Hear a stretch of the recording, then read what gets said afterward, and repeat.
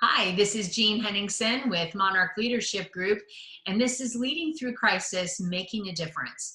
And here with me today is Doug Cohn. He is the president and CEO of Team Cohn. Welcome, and thanks for joining us. My pleasure, Gene. Yes, thank you for being here. I know you guys have been crazy busy during this time, and you've even moved offices during this pandemic. But I understand that you really had to shift gears as soon as this pandemic came about and you knew everyone was going into isolation. You all responded very quickly and really shifted gears. Can you tell us about that? Well, Gene, I think from a personal standpoint, the company itself was hit very hard with this pandemic. Literally the first week when businesses were shutting down, et cetera, we had an employee who tested positive for the virus. He unfortunately, older gentleman with underlying conditions. He was admitted to Advent, had to go on a ventilator. This was on a Saturday. He was on a ventilator by Sunday, and throughout the course of the week, regardless of the treatments that they attempted to do it, we unfortunately lost him the following Sunday. So that goodness. That was quite the wake-up call, I think, for not only myself but for everybody in the company. It hit very, very close to home. Mm-hmm. And as a result, I think that, with all due respect, it heightened our sense of urgency in terms of wanting to keep our people as safe as possible. Sure. So we convened our own COVID-19 task force, which was meeting for the first 3 weeks of March and all of April, and including one this morning. We took steps immediately to try to guarantee the safety of our folks. That was very challenging because of our 300 plus employees. Over 230 of them are out in the public every single day.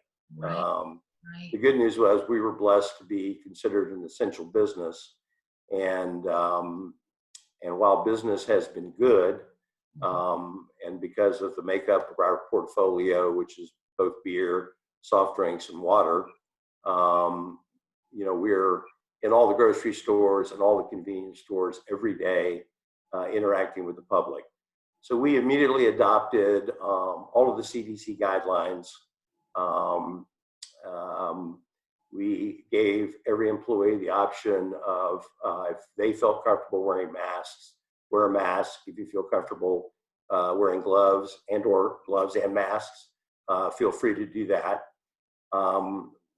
We came in and sanitized and began a daily process of sanitizing all workspaces, inside of vehicles, et cetera. And we took an extra step and hired a company called Advanced Biohazard that has a proprietary product where they come in and with an aerosol spray, they were licensed by the CDC and the WHO, and they came in. They have been successful with their proprietary product in killing MERS virus, SARS, H1N1, Ebola, and so we were fortunate enough to find them, and we had them come in and sanitize not only our existing facility, our distribution center, our new office space that was under construction, as well as our facility in Tallahassee. Wow, that's incredible. So how has your team responded during this crisis? It sounds like right from the get-go, and I am so sorry that you lost that team member, but I guess the upside is that you were kind of step ahead of a lot of other companies, in that you put it into high gear and did all these measures that maybe a lot of other companies hadn't done yet. So did that help with the stress level of your team? Like, how have they been during all this? Has this been really difficult for them? Well, I think it has up until maybe the last couple of weeks. I think when they saw the steps that as a company we were taking to protect their safety, we made a point of letting them know that this biohazard treatment in all of our facilities, that um, this treatment covered every surface, because it's actually molecules that are put in the air. They bind to air molecules and then they settle, become heavier than air, and they cover all surfaces, drawers, get into cracks and crevices everywhere. And the product has a 4-month half-life. So even in the event, if we were to have somebody come into the office that might be positive for COVID, touch a surface, et cetera, it would kill the COVID upon contact. And we made a point of sharing that with all of our team members. And, when we do that on their vehicles, we do that on their desk and everywhere else. I think it brought a tremendous amount of comfort with them knowing that, we were taking steps kind of over and above, in addition to just all the sanitary measures that we have been taking along with so many other companies. Yes, absolutely. I'm sure that relieved a lot of their stress and uncertainty about their own health. So that's amazing, what you did. So when you look back now, since this whole thing started to today, what do you think were the key leadership skills that you really tapped into to help lead your team through this? Well, I think that, you know, leadership starts at the top and it's sort of top down. And one of the things that I made a point of doing was, for myself, and what I really felt was to the benefit of the company, was to make myself highly visible. And so my days started earlier than they normally did. I would come by the facility. I would make sure that I saw and spoke with every one of my warehouse employees, every one of my drivers, every one of my admin staff. And so my day might start at 6 in the morning and it might have ended at 8 or 9 o'clock at night, because I wanted to make sure that I even got to see those third shift folks that came in and worked the graveyard. And I encouraged my leadership team to do exactly the same thing. So we were highly visible, letting our folks know that if there was such a thing as being in harm's way, or they felt they were in harm's way, they saw that the leadership of this company was right there with them. Yes, yes, that sounds very critical for sure, to know that you're there with them in it all. So, would you say that was the primary leadership skill that you used, was being present and being there as a sense of support for them? I think it was, and I had several folks say, well, Doug, is the leader of the company, you need to be taking the most amount of precaution, and you need to be wearing a mask, and you need to be wearing gloves, because you're the least folk person that we can afford to get sick around here. And I said, guys, I appreciate that very, very much, but if if if my team sees me walking around in a mask and in gloves, actually all that's going to do is ramp up the level of anxiety that already exists. So I have not been wearing a mask and I've not been wearing gloves, and I'm out there, not asking any of my team members to do anything that I have not done or am not doing or would not do. hmm Yes. And so how has that worked? Have you noticed that your team has had a lower level of stress just knowing that you're there, even though, you didn't want to wear a mask or gloves like they wanted you to? How have they responded to that? I think really, really very well.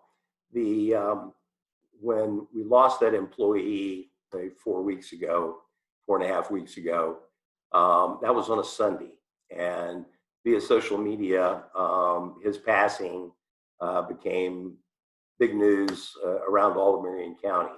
So most of my employees were aware of his passing by that afternoon or that evening.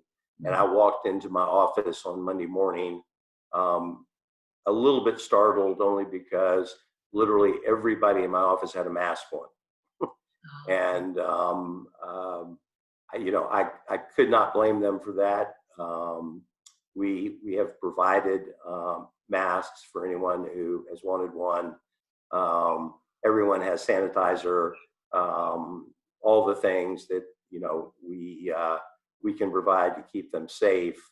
But I think once we took the steps that we did with not only the biohazard company, but some with the passing of time, and I think some with the demonstration of myself and my leadership team.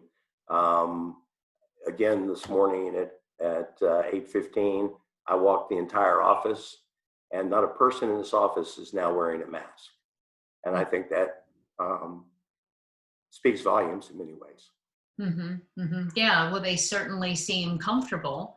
Are they maintaining a social distance? We are. The nice thing about it is, with this new expanded space, everyone has their own office, and they are more than 6 feet apart. As part of our wellness program here, we have probably 10 or 12 ladies in the office who walk during their breaks. And I looked out the window about 20 minutes ago, and we're watching 6 of them walk around our parking lot, all spaced 6 feet apart. Well, good for them for maintaining their routine and doing it safely. Absolutely. That's fantastic. So you've been working lots of hours. It sounds like your operations have actually increased. You switched offices. You definitely have been incredibly busy. So how are you maintaining your physical, mental, and spiritual health during this? Well, I will tell you that from the physical health standpoint, and I think this is kind of key for reducing stress as well, I am up and either walking in my neighborhood at least 3 miles a day, or that's 2 days a week, and at least the other 3 days a week, if not four, one day on the weekend. I am in my gym, breaking a serious sweat, working out with weights, and it's usually a great way to start my day. I get done with that, a good hot shower, I'm feeling energized. I'm pretty much stress free, and I think that helps very much with not only the physical but the mental as well. Yes. I'm mentally energized and ready to face the day and whatever the day may hold. And I think from a spiritual standpoint, Gene, I wake up every day um, feeling incredibly blessed to be in the business that I'm in, which, when so many people in our community are suffering, this company is robust. We're still hiring. I've got a great team around me that helps me do what I do every single day. And not only does that lift my spirits, but from a spiritual standpoint, it's something that is incredibly comforting. Yes, yes, I agree with you. Yes, and I think we need to make sure that we focus on all of the blessings in our life. Could not Absolutely. agree more. Yes, yes. So, what I know Cone Distributing and you personally have given a lot back to our community. But please tell us, what has Cone Distributing, or what have you done since this whole thing started to help the community keep moving forward? Well, as you and I discussed previously, this company has a set of core values, and they're 1 through 9, and they will always remain core values. One day there may be a 10th one, but number 9 right now is, which is set in stone and something we believe strongly in, is giving back to our community with caring. And so we have participated in quiet ways. We don't look for a lot of accolades or press. A lot of times we do things anonymously because we believe they're the right things to do. So we have been donating to interfaith.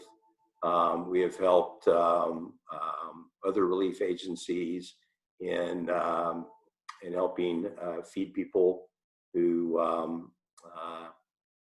actually need it. We have participated in several programs that are helping those in the hospitality industry who have been absolutely devastated by this pandemic, Yes. many of which have been long-term valued customers of mine for years and years. Mm-hmm. And we try to keep the light shining brightly on all of those. And anytime that we've received a request for assistance, we've tried to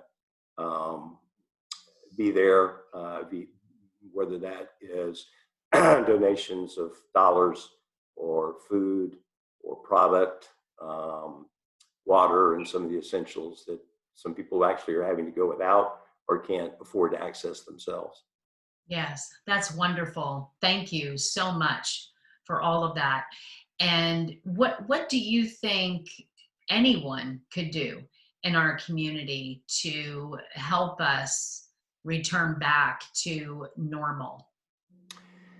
Well, Gene, I firmly believe whether you're the CEO of a company or regardless of where you are in your life, that all of us have a certain amount of time, treasure, and talent. Mhm. Okay, and it might be a matter of degree or kind of relative, but there's always something that everyone can do. And it doesn't take a lot of time, takes very little talent, and sometimes just a small bit of treasure, and that actually that treasure may be in time. There is so much need out there right now, whether or not you could take an hour or two out of your day and go volunteer at one of the organizations here in town, whether or not in the afternoons you could walk, practicing social distancing in your neighborhood. I had a group out yesterday that walked in front of my house on a Sunday afternoon, and all they were doing was just bringing smiles and waves and hellos and hope you're doing well. It's some of those little things, Gene, that it doesn't take much, but just a little bit of time. But maybe go volunteer at Interfaith or go volunteer at the Salvation Army, and and help in a food line. If you got a spare can of beanie weenies or a jar of ragu, take it down, drop it at Interfaith. Mhm. There's so much need out there, and there's a need for smiles, there's a need for hellos, there's a need for friendliness right now, because we all really are in this thing together. And Yes. I think that you know anything that can be done, even in the smallest of ways, is going to be helpful in these times until we come out on the other side of all of this. Yes, yes, I couldn't agree more. And the time, treasure, and talent, I think a lot of times people think immediately of the treasure. Well, I don't have money to give, so therefore I can't do anything. And that certainly is not the case. And then I also love what you shared about, just reaching out to people and waving and saying hello. I know we have seen so many people in our neighborhood that we didn't even know lived here, right? People are just getting out and about, and every person that goes by us is waving. And we don't know most of them, and they're all waving and saying hello. And that's one thing I really hope that it continues, that sustains itself over time, is that, we continue to be a little kinder, a little nicer, and extend, a helping hand. I hope that will become part of whatever this new normal is going to be, Yes. because it is so refreshing, and I think so important, and it touches people and it makes connections, even if, to your point, even if you didn't even know they lived in the neighborhood. Yes, yes, and maybe they don't live in the neighborhood. And maybe they So don't live in the neighborhood. They may they may just be driving by in their golf cart. exactly. It's all good. So wonderful. Well, thank you so much. I know you're working lots of hours and you're really busy. So I truly appreciate your taking the time, Doug, and everything that your team at Team Cone has been doing during this time. Well, I think it's important, Jane, and it was a pleasure to spend the time with you. Thank you.